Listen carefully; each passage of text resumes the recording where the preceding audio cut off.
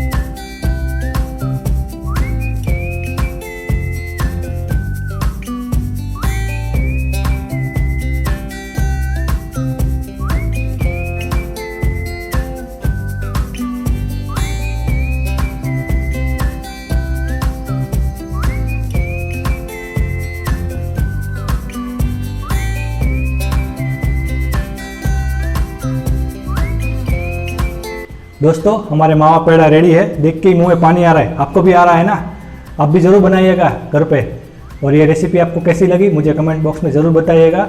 और आपको ये रेसिपी पसंद आई तो लाइक करिए, रेसिपी को शेयर करिए और सब्सक्राइब कर दीजिए मेरे चैनल को। आपको दोस्त कुंज नई नई स्वादिष्ट रेसिपियाँ लेके आएगा केकेस किचन में। Thank you so much. Thank you for watching.